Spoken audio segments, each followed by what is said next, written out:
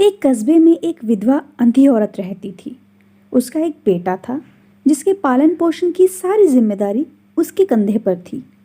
वह अपने बेटे को पढ़ा लिखाकर एक बहुत बड़ा आदमी बनाना चाहती थी, इसलिए उसने उसका दाखिला कस्बे के सबसे अच्छे स्कूल में किया।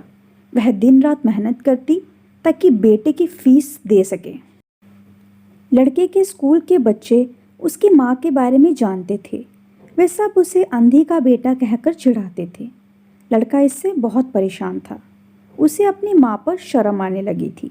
वह उसके साथ कभी भी आने जाने से कतराने लगा था। जब लड़का बड़ा हुआ तो उसकी शहर में अच्छी नौकरी लग गई। उसने अपनी माँ से वादा किया कि शहर में मकान लेकर वह उसे लेने आएगा, लेकिन वह शहर गया तो फिर कभी लौटकर वापस नहीं आया। उसकी अंधी माँ उसका इंतज़ार करती रह गई। कई महीने बीत गए, लड़के की कोई खबर नहीं आई। अंधी एक दिन उससे नहीं रहा गया और वह अपने बेटे से मिलने शहर पहुंच गई। पूछते पूछते वह बेटे के ऑफिस पहुंची। वहां सिक्योरिटी गार्ड ने उसे रोक लिया। अंधी औरत ने गार्ड को अपने बेटे का नाम बताया और बोली कि उससे जाकर कह दो कि गांव से कोई उससे मिलने आया है। गार्ड ने जाकर उसके बेटे को बताया। बेटे ने ऑफिस की खिड़की से देखा तो उसे अपनी माँ गेट के बाहर खड़ी नजर आई। वह ऑफिस में सबके सामने अपनी माँ की वजह से शर्मिंदा नहीं होना चाहता था। उसने कहला दिया कि वह ऑफिस में नहीं है। अंधी औरत वहां से चली गई।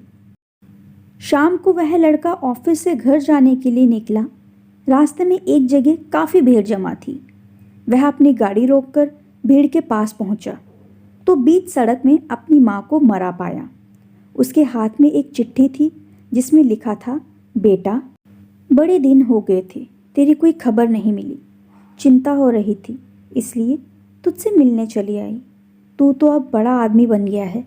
तुझसे मिलना अब शायद मुझ गरीब की किस्मत में नहीं, लेकिन मैं बहुत खुश हूँ तेरे लिए। तूने अपना ही मेरा सपना भी पूरा किया है। मलाल है कि तेरी तरक्की देख नहीं सकती।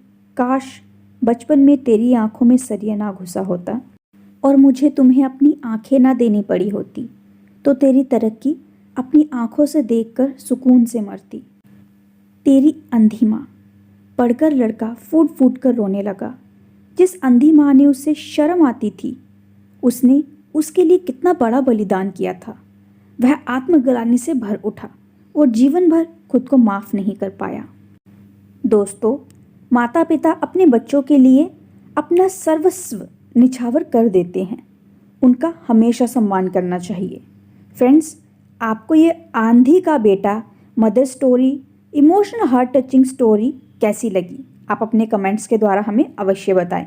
मिलते हैं अगली कहानी के साथ। तब तक के लिए शुक्रिया और चैनल को सब्सक्राइब कर दें। कहानी पसंद आए तो कहानी को लाइक ज़रूर कीजिए और अपने दोस्तों के साथ और अपने रिश्तेदारों के साथ शेयर करना मत भूलिएगा।